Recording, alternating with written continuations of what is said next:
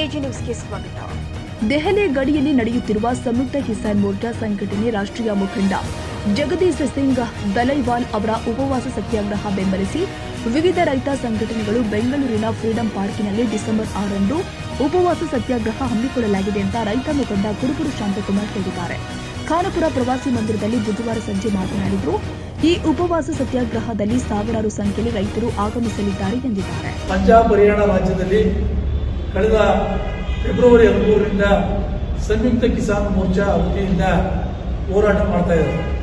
ಕನಿಷ್ಠ ಬೆಂಬಲ ಬೆಲೆ ಖಾತ್ರಿ ಕಾನೂನು ಜಾರಿಯಾಗಬೇಕು, ರೈತರ ಸಾಲ ಮನ್ನಾ ಆಗಬೇಕು, ರೈತರಿಗೆ ಪಿಂಚಣಿ ಯೋಜನೆ ಜಾರಿಗೆ ತರಬೇಕು, ಸ್ವಾಮಿನಾಥನ್ ವರದಿಯನ್ನು ಆಧರಿಸಿ ಕನಿಷ್ಠ ಬೆಂಬಲ ಬೆಲೆ ನಿಗದಿಯಾಗಬೇಕು ಅಂತಕ್ಕಂಥ ಹೋರಾಟವನ್ನು ಮಾಡ್ತಾ ಇದ್ದಾರೆ.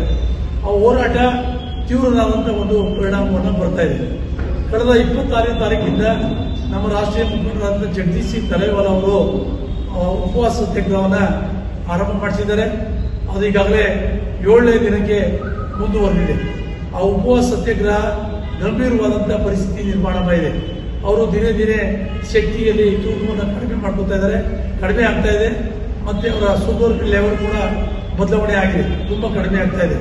ಸರ್ಕಾರ ನಿರ್ಲಕ್ಷ್ಯತನ ಮಾಡಬಾರದು. ತಕ್ಷಣವೇ ಏನು ದೇಶದ ರೈತರ ಒಂದಿಗಾಗಿ ಹೋರಾಟ ಮಾಡತಕ್ಕಂಥ ಸಂಯುಕ್ತ ಕಿಸಾನ್ ಮೋರ್ಚಾ ಹೋರಾಟದ ಹಿನ್ನೆಲೆಯಲ್ಲಿ ಸಮಸ್ಯೆಗಳಿಗೆ ಪರಿಹಾರವನ್ನ ಕಂಡುಕೊಳ್ಬೇಕು, ಮಾತುಕತೆ ನಡೆಸಿ ಸಮಸ್ಯೆಯನ್ನ ಬಗೆಹರಿಸಬೇಕು. ನಾವು ದೇಶದ ಅನ್ನದಾತರು, ನಾವೇನು ಯಾರು ಭಿಕ್ಷೆ ಕೇಳ್ತಾ ಇಲ್ಲ.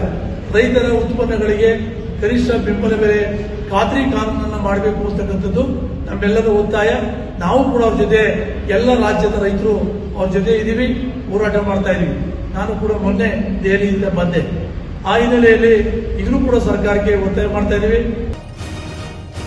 ಕನ್ನಡಿಗರ ಮೆಚ್ಚಿನ ನಿಮ್ಮ ಎಜೆ 24/7 ನ್ಯೂಸ್ ಕನ್ನಡ ವಾಹಿನಿ ಇದೀಗ ಟಿವಿಯಲ್ಲಿ ಲಭ್ಯ.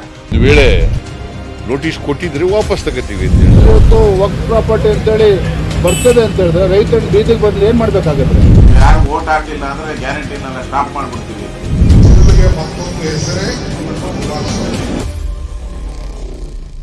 ಕರ್ನಾಟಕ ಮತ್ತು ದೇಶ ವಿದೇಶ 360 ಡಿಗ್ರಿ ಸುದ್ದಿ ಹಾಗೂ ಉತ್ತರ ಕರ್ನಾಟಕ, ಬೆಳಗಾವಿ, ಬಾಗಲಕೋಟೆ, ಧಾರವಾಡ, ಹಾವೇರಿ, ಗದಗ, ಬಿಜಾಪುರ ಜಿಲ್ಲೆಯ ಕ್ಷಣ ಕ್ಷಣದ ವಿವರವನ್ನ ಪಡೆಯುವುದಕ್ಕೆ ಎಜೆ 24/7 ನ್ಯೂಸ್ ಕನ್ನಡ ವಾಹಿನಿಯನ್ನ ಲೈಕ್ ಮಾಡಿ, ವಿಡಿಯೋಗಳನ್ನ ಶೇರ್ ಮಾಡಿ, ಕಮೆಂಟ್ ಮಾಡುವ ಮೂಲಕ ನಮ್ಮ ವಾಹಿನಿಗೆ ಸಹಕಾರ ನೀಡಿ ಮತ್ತು ಚಾನೆಲ್ ಅನ್ನ ಸಬ್ಸ್ಕ್ರೈಬ್ ಮಾಡಿ. ಧನ್ಯವಾದಗಳು.